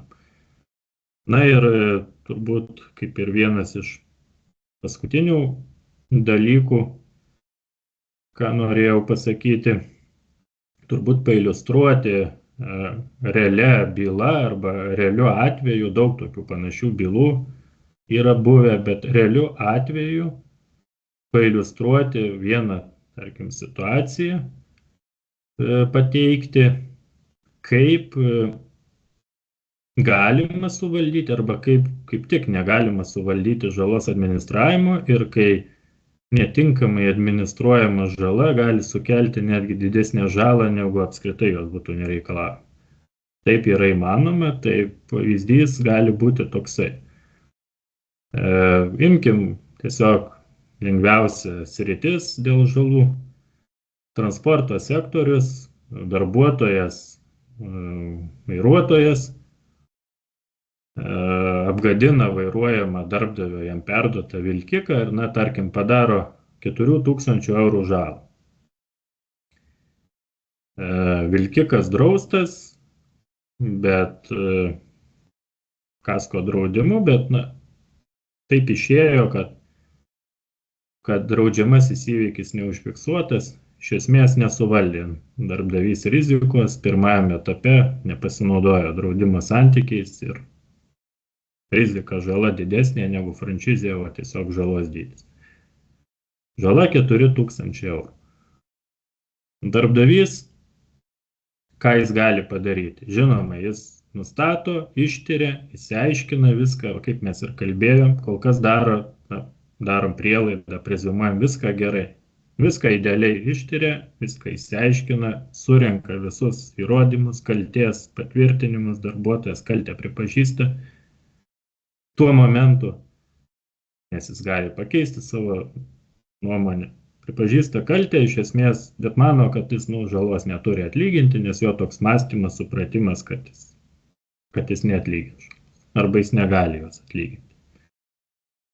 Darbdavys sulaiko 4000 jam mokėtinos sumos, tai jinai irgi greitai atsiranda, nes transporto sektoriuje, tarkim, tolimųjų reisų vairuotojų yra dideli atlyginimai, tai nepilnų 2 mėnesių atlyginimas ir su dienpinigiais jau gali ir siekti 4000 eurų sumą. Ir sulaiko 4000 eurų sumą, neišmoka, darbo santykiai nenutraukti, daugiau į komandiruotės nekviečia.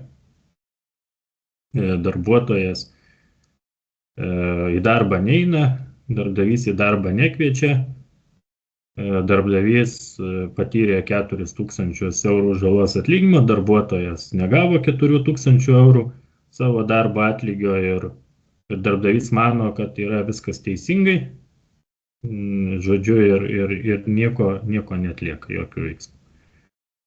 Laikas eina, darbuotojas negaudamas darbo ir negaudamas pajamų nutarė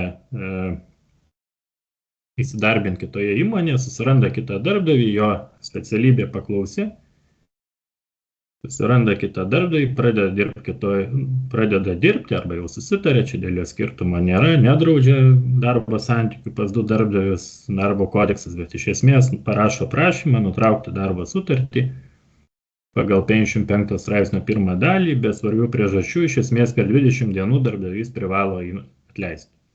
Ilgiau laikyti paprastai liaudiškai kalbant negali.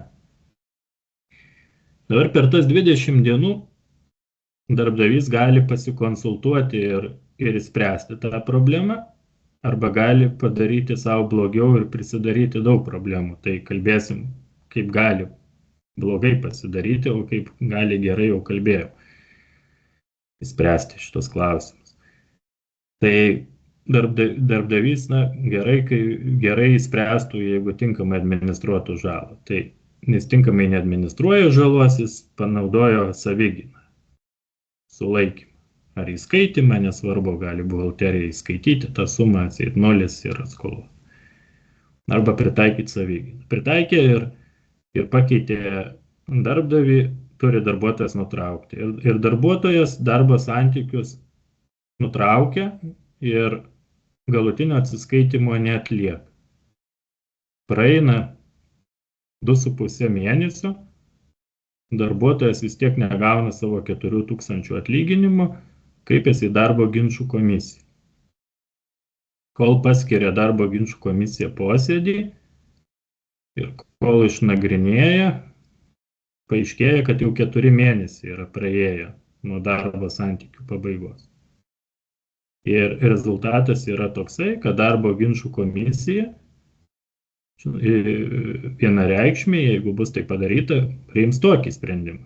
Priteis 4 000 eurų atlyginimo, tai yra darbo užmokesčio, dienpinigių, kurie neišmokėti, ir netesybų už 4 mėnesius, tai apie 7 000 eurų. Tai iš esmės, nes 4 vidutiniai darbo užmokesčiai.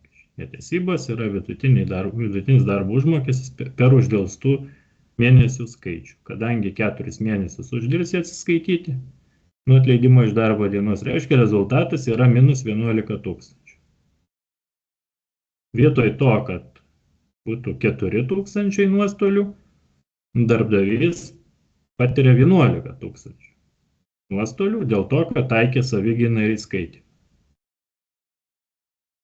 Darbdavys ginčija darbo ginčų komisijos sprendimą, nes vertina, kad kaip jam patyrus 4 000 eurų žalos atlyginimą gali 11 000 priteisti darbo ginčų komisiją. Ir pradeda ginčą teisme.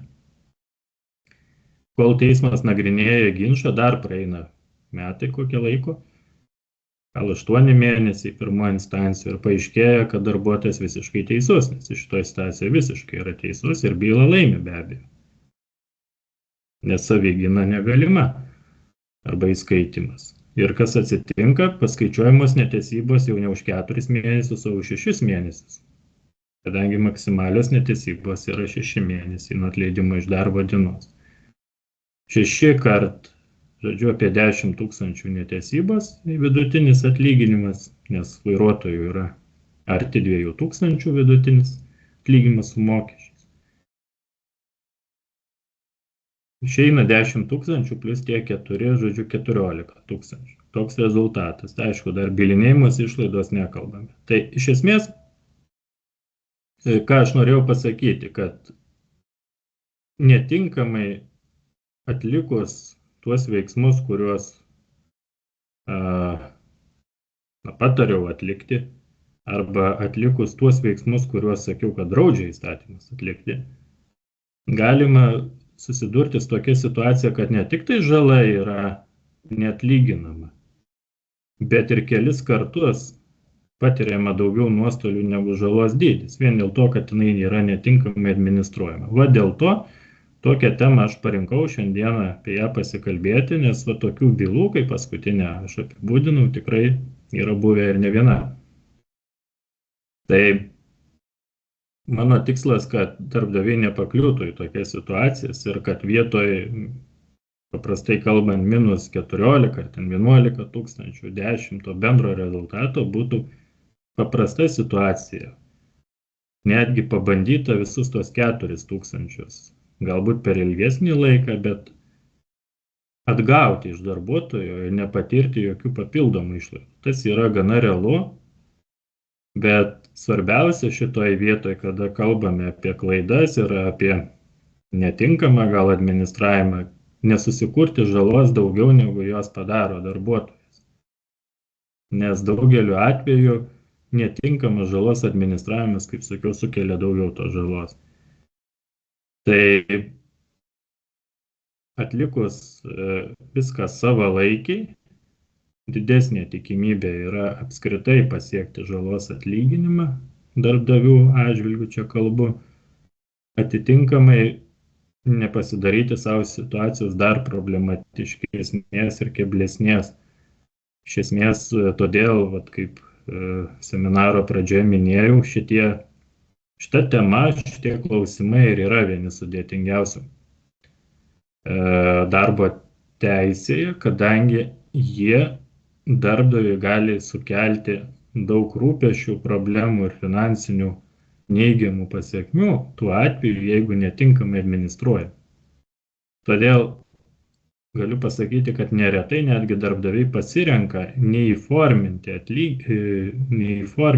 pažeidimų, nevykdyti žalos atlyginimo administravimo, nes bijo, kad gali dar didesnių neigiamų pasiekmių pasiekti, netinkamai tą atlikdami. Tai baigdamas tą dalį, kada mes prieisime iki klausimų, norėčiau pasakyti, kad tikrai nėra taip, kad už visą riziką, kuri kyla versle, komerciniuose santykiuose, yra atsakingas darbdavys. Daug rizikos tikrai galima perkelti netiesioginė prasme darbuotojams, jeigu patys darbuotojai atlikdami darbą lemia tą riziką ir patiriama žala, bet labai yra svarbu tinkamai ir praktiškai situacijas įvertinti, tinkamai įforminti, savalaikiai tai atlikti ir tokiu būdu įmanoma iki minimumo tą riziką sumažinti ir įmanoma kontroliuoti ir apskritai administruoti žalos santykius taip, kad neigiamos pasekmės būtų kuo mažesnės. Iš esmės čia yra problema visa glūdi, ką norėjau pasakyti šito visų seminaru, neįforminime, net ne taip, kaip įstatymų leidėjas sureguliuoja, bet dažniausiai šita problema yra pačių darbdavių veiksmų įforminime ir atlikime. Jeigu darbdaviai atliktų tinkamai, vadovautųsi rekomendacijomis, praktika, didžioji dalis šitų problemų būtų įspręsta, sukontroliuota. Tai turbūt tokia yra pagrindinė esmė, dar matyt klausimai bus, bet kiek žinau, seminaro organizatorės turėjo man padėti su klausimais. Taip. Ačiū labai, Giedriau, už webinaro pristatymą, tikrai įdomu buvo paklausyti. Turime keletą klausimų, tai pradėsiu nuo Ingos klausimo. Šiurkštus darbo pareigų pažeidimas, atleidimas, apie kokias išmokas, kurių galime neišmokėti, kalbama. Pavyzdžiui, kompensacija už nepanaudotas atostogas ar galima nemokėti? Tai klausimas labai konkretus ir atsakymas labai konkretus. Aišku, su tam tikrų paaiškinimu visada atsakau argumentuotai. Tai Konstitucijoje yra numatyta konstitucinė teisė į atostogas, reiškia sukauptos atostogos negali būti anuliuojamos vien dėl to, kad darbuotojas padarė šiurkštų darbo pareigų pažeidimą. tai kompensacija už nepanaudotas atostogas turi būti išmokėta net ir tuo atveju, jeigu atliekamas yra šiurkštus darbo pareigų pažeidimas. Bet yra išimtis tam tikra, jeigu tas šiurkštus darbo pareigų pažeidimas sukėlė žalos ir tinkamai įforminta įskaita iš darbo užmokesčio, apie ką kalbėjau, dalį tos žalos galima įskaičiuoti nedaugiau kaip vieną darbo užmokestį periodiškai ir iš kompensacijos už nepanaudotas atostogas. Kuomet galima žala paaiškėja po darbo santykių nutraukimo, kokie būtų darbdavio veiksmai? Ar reikia prašyti pasiaiškinti, ar iš karto kreiptis į darbo ginčų komisiją? Kaip su duomenų apsauga?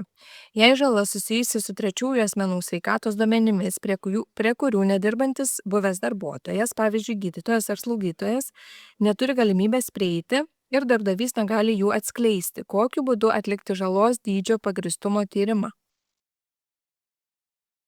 Tai iš tikrųjų bendra taisyklė yra ta, kad prievolės iš darbo santykių, kol jie tęsiasi, atsiradusios prievolės tuo metu negali išnykti pasibaigus darbo santykiam. Jeigu darbo pareigų pažeidimas, kuris sukėlė žalą, buvo padarytas darbo santykių metu, prievolė ją atlyginti išlieka. Dabar reiškia, visi tyrimo veiksmai, kuriuos darbdavys gali atlikti, galioja ir nutrūkus darbo santykiam. Tai reiškia, kad galima teikti reikalavimus pasiaiškinti jau asmeniui, kuris nebe darbuotojas yra. Atitinkamai tam tikri ribojimai dėl asmens duomenų apsaugos, jie gali, žinoma, tyrimą apsunkinti. Bet kokiu atveju darbdavys iš savo pusės vis tiek privalo atlikti visus veiksmus, kuriuos gali atlikti. Tai čia šiuo atveju nėra jų labai daug. Su pirma turi įsitikinti, ar už tą pažeidimą yra atsakingas būtent tas buvęs darbuotojas. Tai reiškia jam sudaryti galimybę pateikti savo poziciją, jam sudaryti galimybę pasisakyti. Tai reiškia, kad būtent reikalavimas pasiaiškinti atitiks šitą funkciją, o atitinkamai visus kitus veiksmus darbdavys vis tiek turi įforminti lygiai taip pat, kaip būtų galiojantis darbo santykiai, nes turės galimybę vis tiek žalos atlyginimo reikalauti. Kada nutrūkę darbo santykiai, kaip minėjau, negalima tęsti iš darbo užmokesčio ar jų atlikti, bet galima kreiptis į darbo ginčų komisiją dėl žalos atlyginimo. Tiesioginis priežastinis ryšys. Ar visais atvejais 100% kaltė yra darbuotojo? Kaip sprendžiamas darbdavio prisidėjimas prie žalos dėl nepakankamos administracinės kontrolės? Ar nepakankamos administracinės organizacinės kontrolės nebuvimas yra pagrindas visiškai netaikyti žalos atlyginimo? Tai taip, nepakankama administracinė kontrolė gali būti pagrindas tiek visai žalos atlyginimo netaikyti, tiek dalinai netaikyti.